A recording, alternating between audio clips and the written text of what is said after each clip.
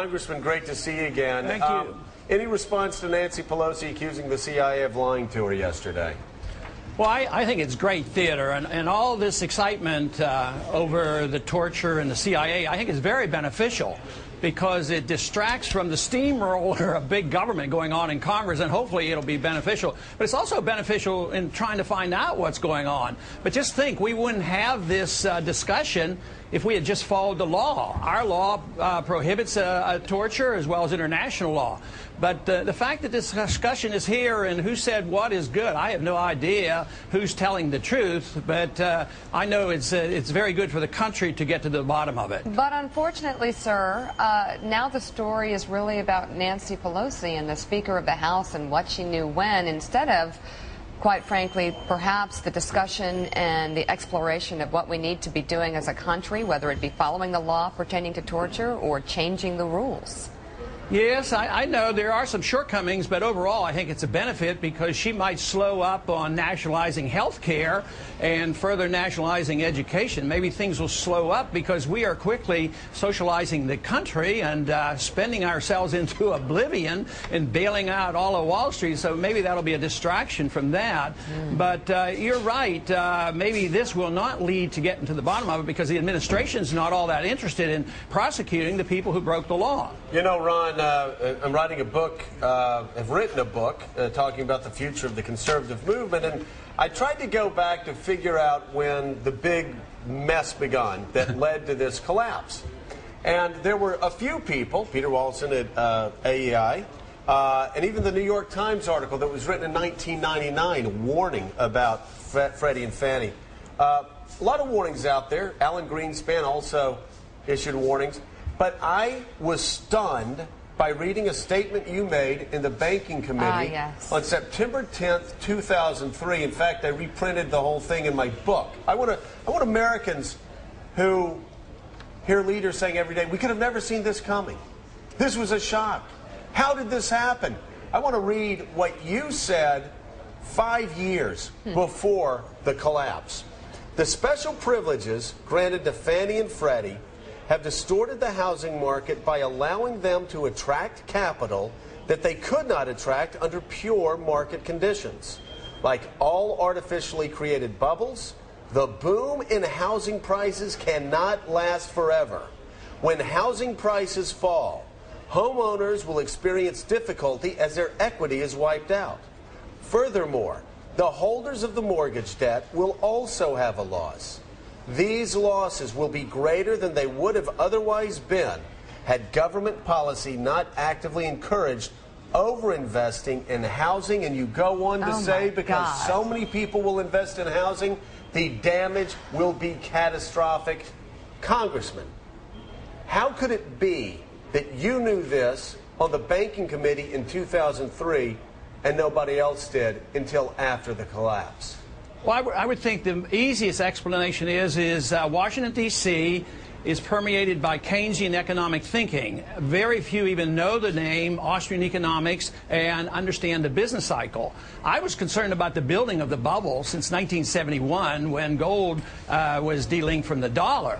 So since that time, the bubble has been gradually being inflated, but it got out of hand in the 1990s as well as after 2000. Bernanke taking interest rates down to 1%. To me, the biggest surprise was, although I was very concerned in 2003, I was concerned before that, I'm surprised it lasted to 2007. That's when the bubble really burst. But it was amazing how long it lasts. And to me, the more amazing thing right now is not only has the financial system collapsed, which is very, very bad and very dangerous, I believe that what we're moving toward now is the collapse of the dollar. And the collapse of a dollar, because it's the international reserve currency, I think is going to be much worse than what we have already witnessed. Can you all believe his prediction in 2003? Prophetic. Absolutely Talking prophetic. to everybody on the Banking Committee, telling them, hey, we're in trouble.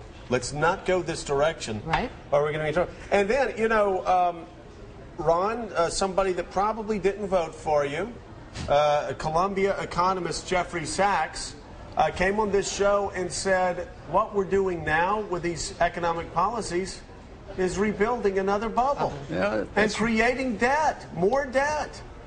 Well, they're trying, but they're going to have a difficult time reinflating the bubble. To me, what is disturbing is those individuals who did not predict what was to come are now predicting that the downturn has ended. It's over. At the end of the year, we're going to have growth. They're still listening to the Bernankes of the world. And yet, they were completely wrong before. Greenspan was wrong. Bernanke was wrong. But all of a sudden, oh, I know, the end has come, that we got into our trouble by spending too much, borrowing too much, and inflating too much, and now that's all they're doing, and now they're predicted, and they have given credibility of knowing how to predict the end of this downturn. That's Ron, to be astounding. Hey, Ron, not only that, the very people that sat in your committee when you told them what was going to happen remained silent. And in fact, some accusing you and other Republicans that were critical of Fannie and Freddie of being racists who hated poor people.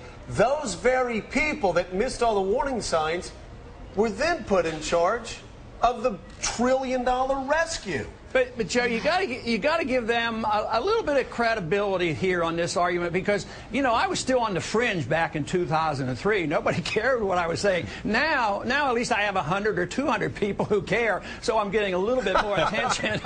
and it isn't so much me. I'm just reciting what I've learned by studying free market economics, and we haven't had free market economics. Now they're blaming capitalism for all these problems and not enough regulation. We've had crony capitalism. We've had inflationism, corporatism, big government. We've not had true free market capitalism, so we have to define it. Somebody asked me once, what individuals caused this problem?